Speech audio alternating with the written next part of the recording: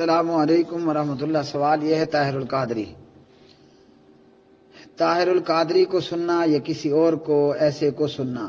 بات یہ ہے کہ بندہ بیان سنتا ہے اس لیے کہ میں جنت کی راہ دیکھوں، جنت کی راہ مجھے معلوم ہو، ہدایت کا راستہ مجھے معلوم ہو جائے، تو ایسے مبلغین کو نہیں سننا کہ جو بذات خود گمراہ ہیں۔ اب جو گمراہ کو سنے گا اور گمراہ سے تعلیم حاصل کرے گا، نتیجتاً وہ بھی گمراہ ہوگا، کیونکہ یہ لوگ وہ ہیں ضلوا فاضلوا، خود گمراہ ہیں، جو ان کے پیچھے چلا یہ انہیں بھی گمراہ کر ڈالیں گے۔ تو علامہ طاہر القادری، ڈاکٹر علامہ پروفیسر طاہر القادری، وہ بذات خود ایک گمراہ انسان ہے، بد عقیدہ انسان ہے۔ مثال کے طور پر طاہر القادری کی بد عقیدگیاں ویسے تو ہزاروں ہیں۔ میں ان کا ایک بیان سن رہا تھا، وہ بیان کر رہے تھے علامہ پروفیسر ڈاکٹر طاہر القادری، کہاں پر؟ کوہاٹ میں۔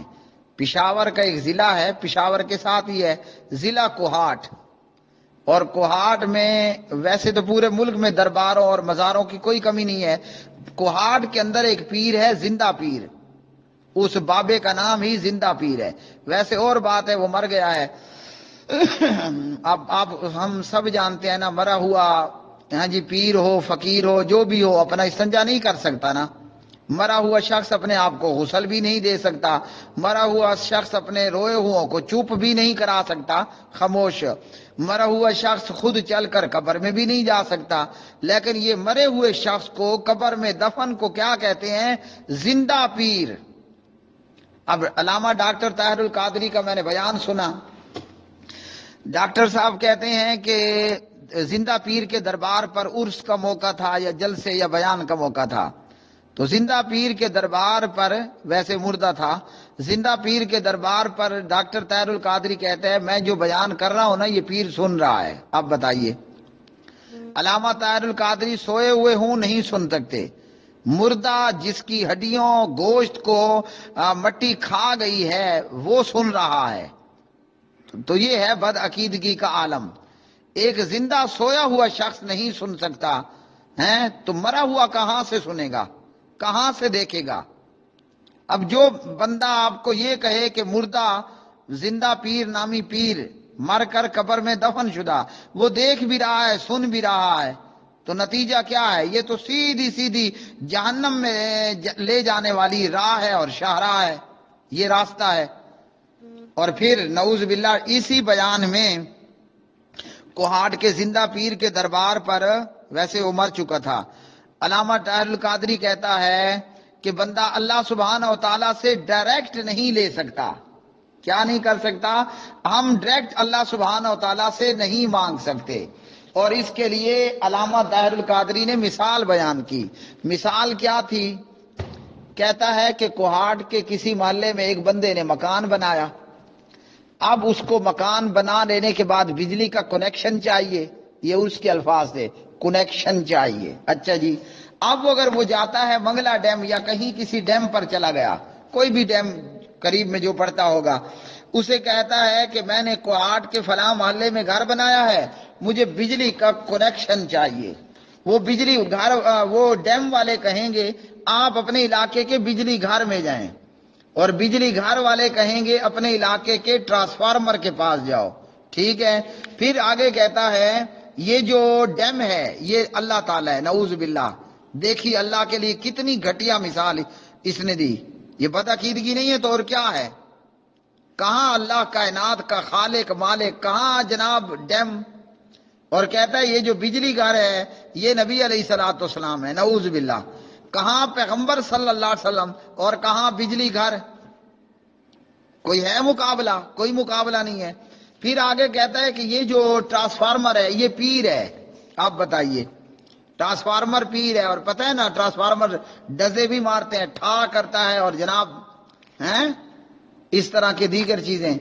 آگے کہتا ہے کہ جب آپ نے یہ سارا کچھ کر لیا، اب اپنے گھر کے اندر آپ فریزر یا کوئی برقی ایٹم استعمال کرتے ہیں، وہاں مثال کے طور پر آپ نے فریج یا فریزر چلانا ہے تو ڈائریکٹ نہیں لگاتے بلکہ اسٹیبلائزر استعمال کرتے ہیں۔ کہا کہ یہ جو اسٹیبلائزر ہے نا یہ آپ کا کون ہے؟ یہ خلیفہ ہے. اب بتائیے، پیر کا خلیفہ بن گیا. تو کہا کہ اسی طرح جب ہم سیدھا سیدھا ڈیم سے بجلی نہیں لے سکتے تو ہم اللہ سے بھی بات نہیں کر سکتے، یعنی اللہ سے اپنے لیے دعا نہیں کر سکتے. نبی کے پاس آنا پڑے گا، ہیں، پیر کے پاس، خلیفہ کے پاس. تو بندہ کیا کرے گا؟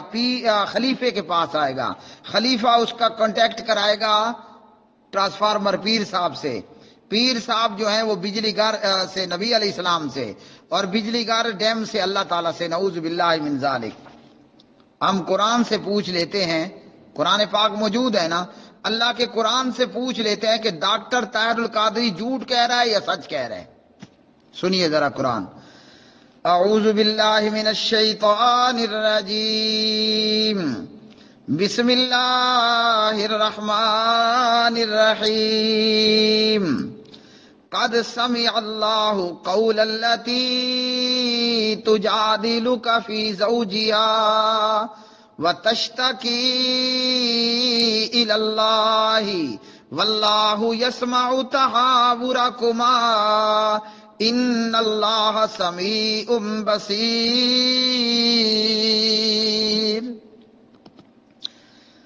اللہ کے نام کے ساتھ جو نہایت مہربان بہت رحم کرنے والا ہے.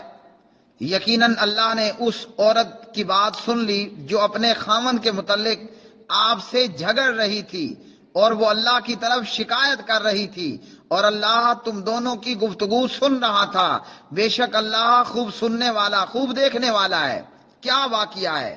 واقعہ میری بہنوں، بھائیوں، سننے والوں، بریلویوں، دیوبندیوں، اہل حدیثوں، پیر پرستوں ہیں وغیرہ سب لوگوں کے لیے واقعہ یہ ہے کہ جاہلیت کے معاشرے میں اگر خاوند بیوی کو کہہ دیتا انتی علیہ کظہر امی، تو مجھ پر میری ماں کی طرح ہے، تو بیوی طلاق ہو جاتی تھی. حضرت خولا بھی مسلمان ہو گئیں اور ان کے خاوند اوس بن صامت بھی مسلمان ہو گئے.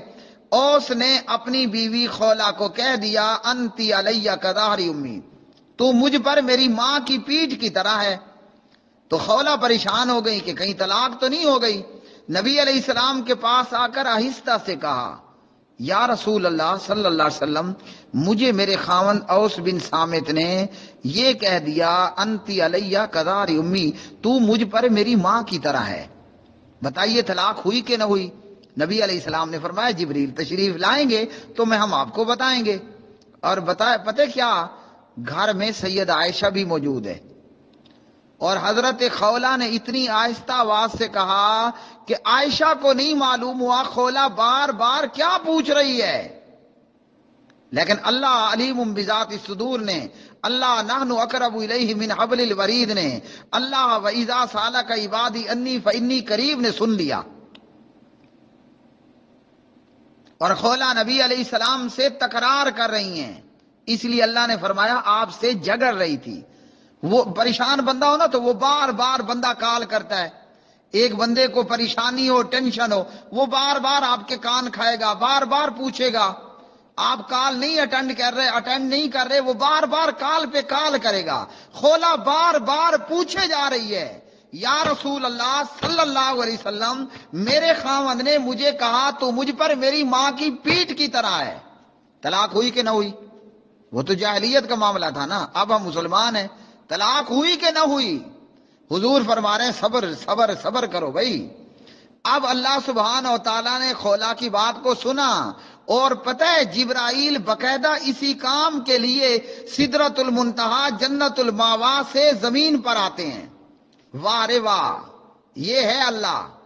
طاہر القادری کہتا ہے کہ نعوذ باللہ اللہ ڈیم ہے، نبی بجلی گھر ہے، پیر ٹرانسفارمر ہے، خلیفہ اسٹیبلائزر ہے.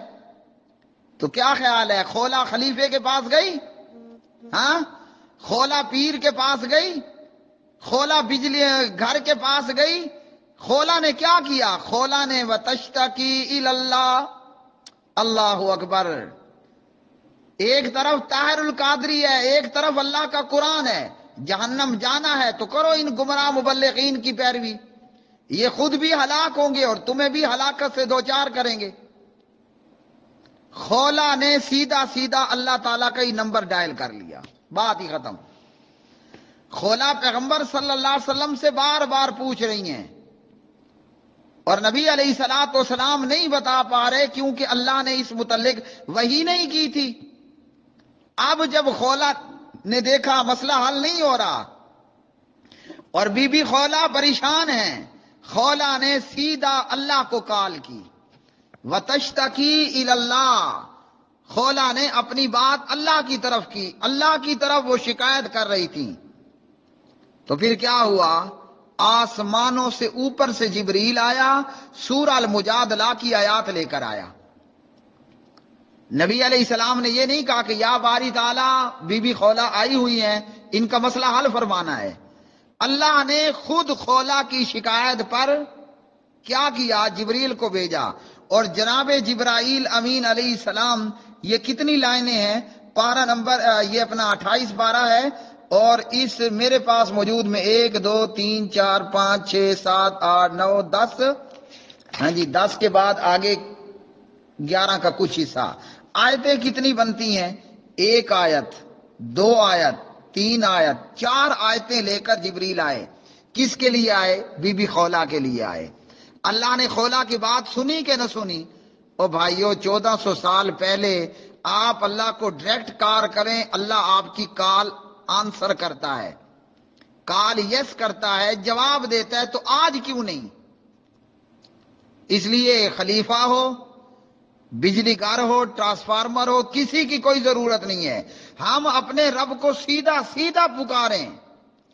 مردوں کے پاس جانے کی ضرورت نہیں، نہ نبی کو، نہ ولی کو، نہ علی کو، نہ پیر کو، نہ فقیر کو، کسی کو مت پکارو.